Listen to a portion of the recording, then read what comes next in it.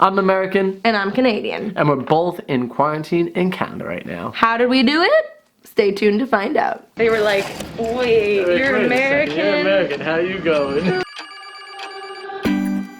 Ah, that was so stressful.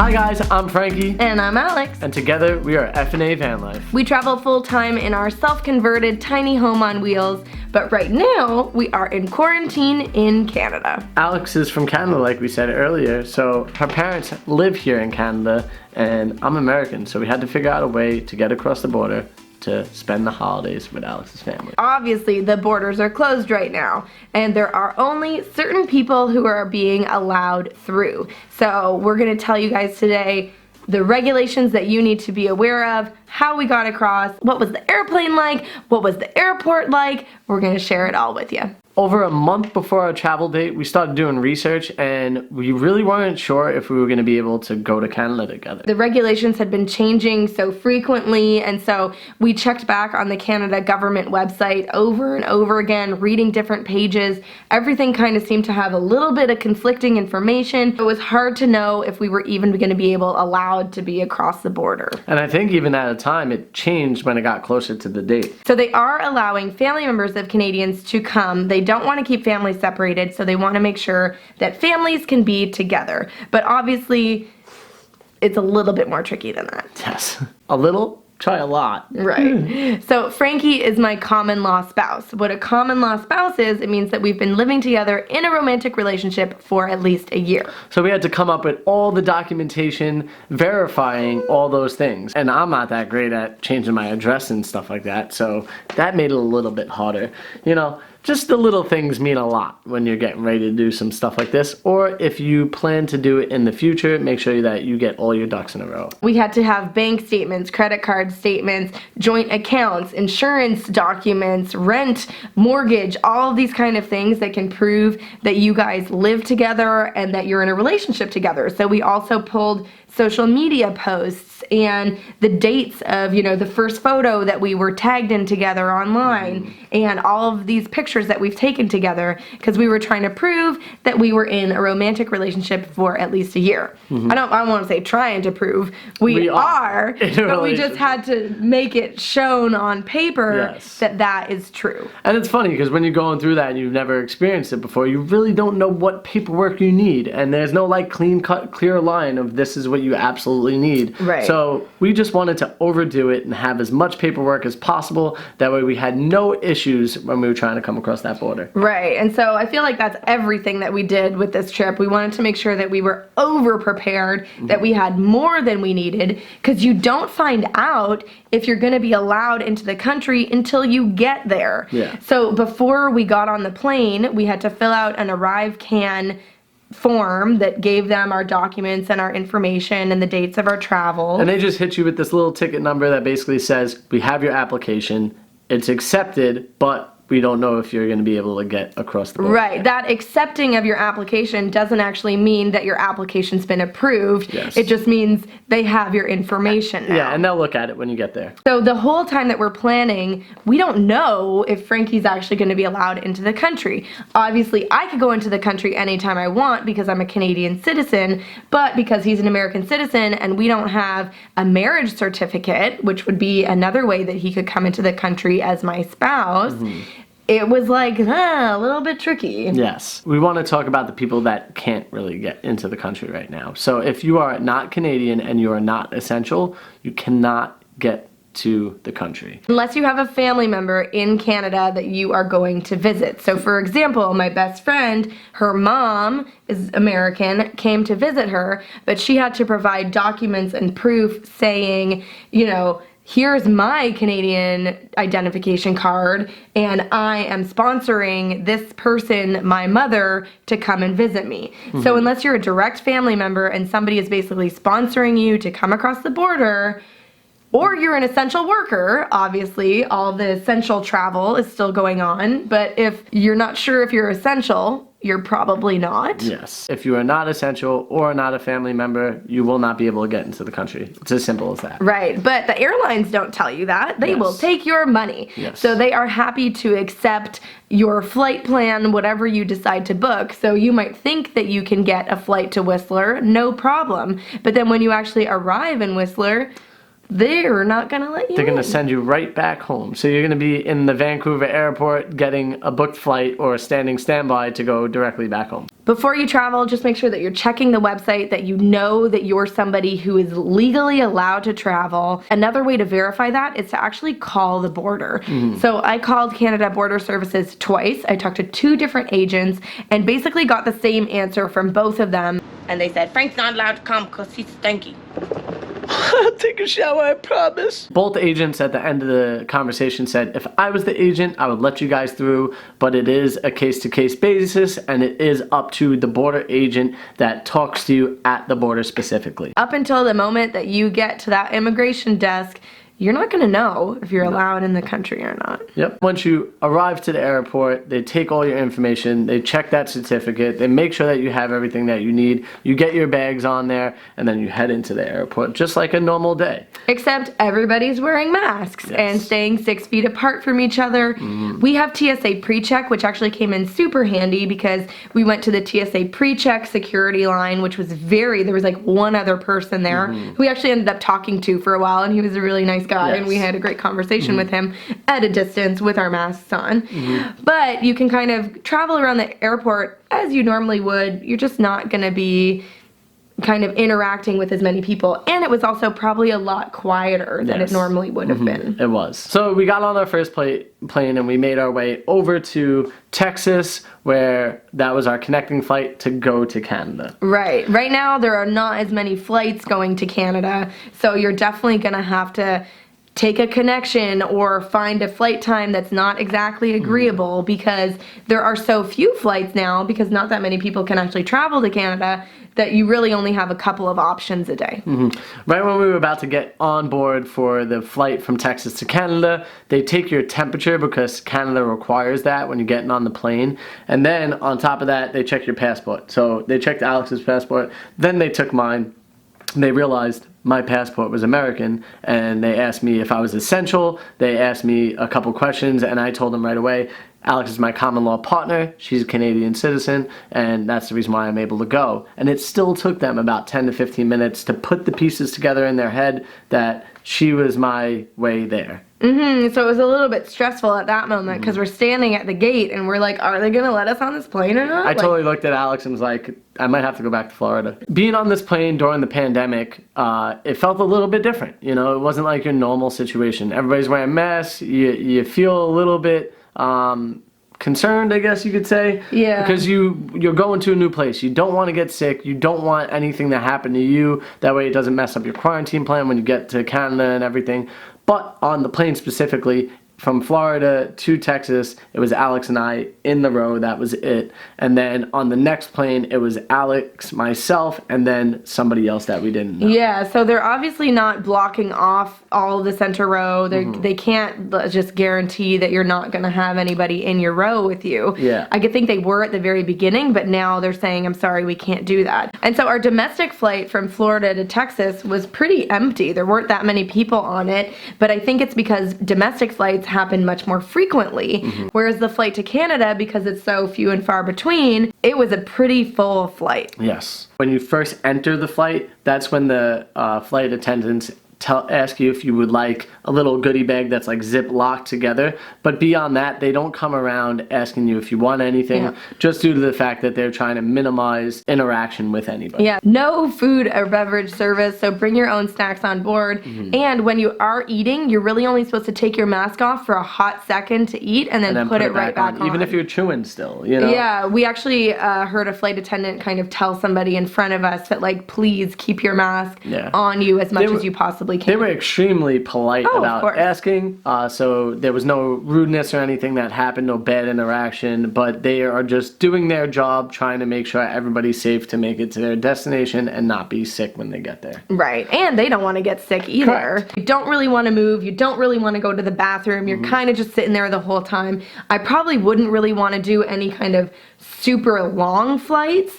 So both of our flights, the first flight was 2 hours and a bit, the second flight was 3 hours. Yeah. That would probably be my max, yeah. Because at the end of it, I was so tired of having this mask on the whole day. It would just like felt so exhausting. Yeah, my chin was starting to like get raw and like the top of my nose from the mask being on. Like I'm just not used to wearing a mask that often. Normally when we're normally out in the middle of nowhere or just by ourselves. So we very rarely have a mask on. For that much of time, yeah. And so obviously if you're somebody that wears masks all the time, we feel for you because it was so uncomfortable, but you do what you have to do to make it possible. And the thing is, the airlines want to keep flying, they want to keep taking you places, but if you're going to break the rules and if you're not going to comply to make other people feel safe, then maybe that airline's not going to be able to fly anymore if there's too many issues.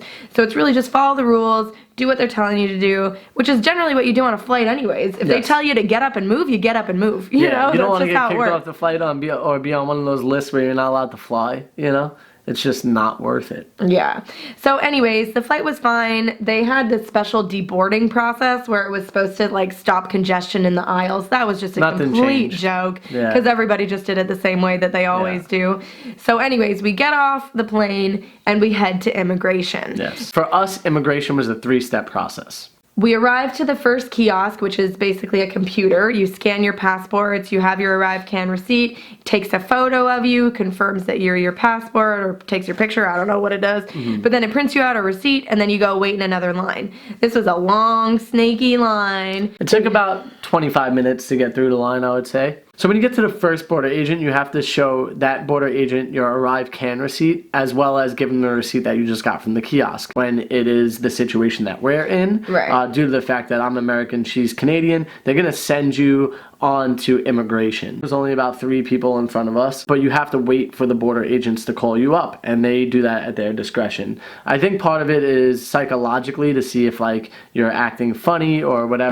Breaking a sweat, yeah. Like you're doing something wrong. They do this on purpose at every border to have like their tell. Lady called us up, walked right up. We dropped our paperwork and we're like, this is who we are, this is what's happening, this is all our paperwork, and she was like, wow, you guys are prepared. Yeah, because we had a stack that was like this big, and that's how I wanted the border to feel when we got there. Because if we just showed up with like one utility bill. Yeah, so they're going to ask you a couple questions. They're going to ask you, why are you here? Do you have a quarantine plan, and how long are you guys going to be here for? Those are the 3 main questions. So you can't come into the country if you are going to be here for less than 14 days unless you're an essential traveler. And we've already established that you're probably not. So you have to be here for at least 15 days, a 14-day quarantine, and then 1 day of freedom. So we're going to be here for a month, which passes that check. Yes. We have a fully detailed quarantine plan. They don't actually say that you have to have it written out. No, but they want to have that understanding. And if you have that paperwork already written out, that's going to prove to them that you're sticking to this document. You know the rules. You knew the rules before you got here, and you're ready to follow the rules. So now they don't have to recite all that to you. It just makes their job a bit easier, and it makes them like feel like that you're the proper person that they want to let. Yeah, it reassures them that you know what you're doing. And we said to them too, we're here to visit our family for the holidays, but we're aware of the local rules and regulations surrounding what's open, what's not, where we can go, where we can't, and we're ready to follow those rules as well. So at this point, this border agent tells us to go ahead and go sit down and just take a seat because she has to look through the paperwork. And depending on how that border agent feels or how thoroughly they're going to look through stuff, how your paperwork looks, that's when they're going to decide. So about 5 to 15 minutes in that area, I don't know what it was exactly, the border agent came over to us, and the only reason why she came all the way around to us is because she wanted to say hello to Paco. Yeah, at this point, Paco was in my little snuggle bag, and so it was just his little head poking out. He was so exhausted from the day. And she came over and said hi. She didn't pet him or anything. She did, actually. She did? She was like, she put her hand out for him to sniff, and then she touched his head a little bit. But she's wearing her mask, we're wearing our mask. mask. Yeah, and- she wasn't worried about it. She came to us. We weren't like, touch our dog. Yeah. But so then we get back over to the window, and surely enough, she says, you guys are good to go, hands us all our paperwork, and sends us on our way to go towards bag pickup. Right. So we pick up all our bags. We're like, yes, we're in Canada. We're gonna dancing. talk. I text my parents, we'll be outside soon. And then we sent us to the third check. The bag check. Yeah. So at this point, they wanted to go through all of our bags. The And, guys there were super nice and chatty, and once again, we're not nervous. We have nothing illegal on us. I'm sure we're a little nervous just in the sense of we're you're tired. You're getting your and, bags checked, and I you're feel like tired, whenever something but like that happens, you're like, oh my god, what did I do? Are all these drugs that I've never done gonna be in my bag somehow? Are they gonna stuff it in there, then pull it out like you have ecstasy and everything else here? What's going it's like on? the setup for a movie where you're just like, I've been framed. Yeah. So you are a little bit worried and a little bit on edge. So sure enough, we had a quick conversation with them, and they're like, we don't think there's anything in your stuff. Actually, it but we're turned out gonna the look. one girl was into van life, Yeah. so we slipped her some F&A stickers. Yeah. Bribery. No, I'm just kidding. So they check our bags, then after I gave them the stickers, and then we went on our way, and we were able to get out to see Alex's parents, but we had to see him from a distance. You want to go up and you want to hug them, you want to love on them, but you can't do that just due to the situation that we're in. Right. So technically, we're kind of in quarantine. You have 48 hours to get to your quarantine location. They're very strict about that. You have to call and check in when you get there,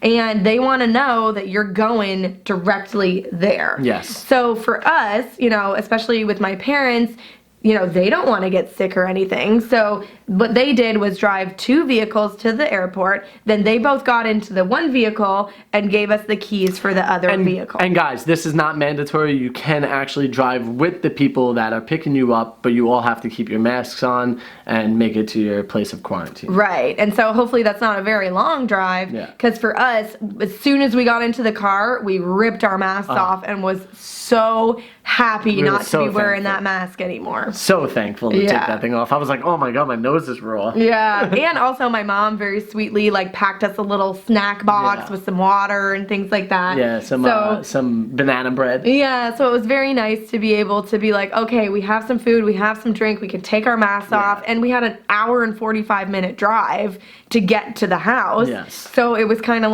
thankfully we could relax. So now when you get in the car and you're headed to the quarantine place, you're supposed to go directly to the quarantine spot. So that's exactly what we did. We went directly to the house. We got here. We brought our bags in. Ooh, it's chilly out there. Hey, guess what, guys? We just made it to Alex's parents' house. Oh, I'm so exhausted from today. Oh my goodness. And this is where we've been ever since, you know? So we haven't had any contact with my parents since we got here. Nope. We've been hanging out in the basement. We have a little kitchenette. We have everything that we need down here. So we're very comfortable. Yeah. Obviously, 14 days is a long time to just hang out by ourselves. We can go out in the backyard and that's all fine.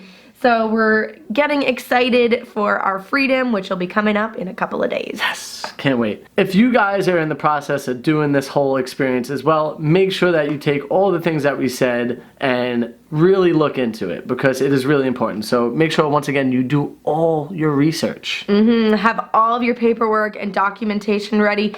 Overkill it. Do more than you think that you need to do. Call a border agent. Make sure that you're on the same page and that you're reading the rules correctly so that you know that, okay, we should be okay. Yes. Remember that all your flights and everything, according to the airlines, is going to be basically the same as it's always been. Just with a mask and with a little bit of social distance. If you need a lot of social distance, unfortunately, the airlines can't really do that for you. So if you're somebody who's very high risk, I would just say don't even get on the plane. Because there was a lot of kind of contact points and things like that. And luckily, we're fine as far as we know. We could be asymptomatic, who knows? Yep. But there was a lot of interaction points. This line at Starbucks was out of control. Yeah. So anyways, just make sure that you have all your ducks in a row. You know what you're doing. You know what the country is requiring when you get there because you want to follow all of those rules to the T. Some countries require you to have tests before you come. So you really want to look into it way in advance. Make sure you know what you're getting yourself into and decide, is the trip even worth it or possible? Yeah. Make sure that you realize that there is going to be points where they're going to be time consuming, so be prepared to stand in a spot for a little while and be okay and comfortable with it, as well as make sure that you have a quarantine plan in place depending on whatever country you're going to wants you to do. Obey by all the rules, because the amount of money that they are going to charge you with if they find you breaking your quarantine, at least here in Canada, is $750,000, and we do not have the funds to pay that. Hey, no. So anyways, guys, we hope that you've enjoyed this video. We hope that you found it informational. If you love to travel like we do, be sure to subscribe, because we are traveling all over the country in our self-converted van and having a lot of fun doing it. Yeah, so make sure to check out our next video. It's right here. Click away. We'll see you there. Bye.